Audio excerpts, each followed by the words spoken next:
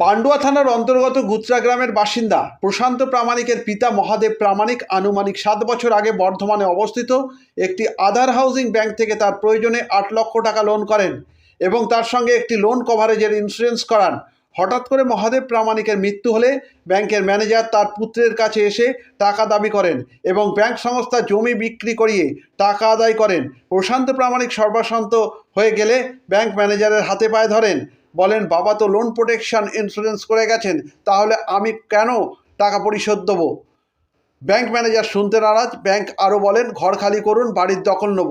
এমতো অবস্থায় প্রশান্তবাবু আইনজীবী চন্দন চক্রবর্তীর শরণাপন্ন হন। ক্রেতা সুরক্ষা আদালতে ব্যাংক সংস্থা ও ইন্স্যুরেন্সের বিরুদ্ধে কেস চলার পর ইন্স্যুরেন্স কোম্পানি প্রশান্ত প্রামাণিকের সমস্ত ঋণ মকুব করে দেন।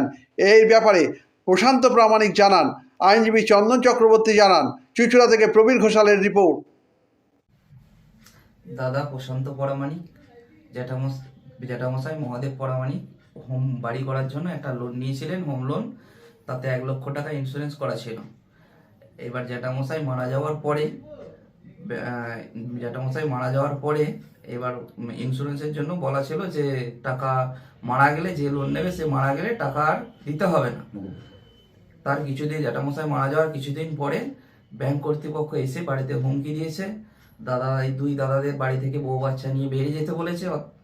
এবার দাদারা কান্নাকাটি করছিল। সেই অবস্থায় দাদারা চন্দনবাবুর কাছে এসে ইন্স্যুরেন্সের বিপরীতে মামলা করে কম বেশি 8 লক্ষ টাকা ইন্স্যুরেন্স কোম্পানি ব্যাংকের কাছে এই লোনটা মুকুব করে দিয়েছেন।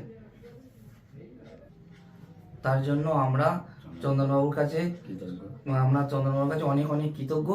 চন্দনবাবু যেন মানুষের পাশে এইভাবেই থাকেন, এইভাবেই চন্দনবাবু কাজ করে যাক। এইটা যেটা অ্যামাউন্ট জন্য ইন্স্যুরেন্স করেছিলেন 1 লক্ষ টাকা দিয়ে, যে যদি ওনার কোনোদিন কোনো মৃত্যু হয় তাহলে ওই লোন কভারেজ যেটা হয় সেটা লোন প্রোটেকশন বা লোন কভারেজ বলা যেতে পারে, যে ওই লোনের অ্যামাউন্টটা শোধ হয়ে যাবে। কিন্তু হঠাৎ করে দুর্ভাগ্যবশত মহাদেব প্রামাণিক পরলোক গমন করেন। তারপর প্রশান্ত প্রামাণিকের বাড়ি, তার ছেলের বাড়িতে ব্যাংকের লোক এসে বলে বাড়ি খালি করতে হবে। সে বাড়ি খালি করতে হবে, ওরা জানতে চায় যে কেন বাড়ি খালি করতে হবে। বলছে না, আপনার বাবা লোন করে গিয়েছিলেন, লোনের টাকা শোধ হয়নি।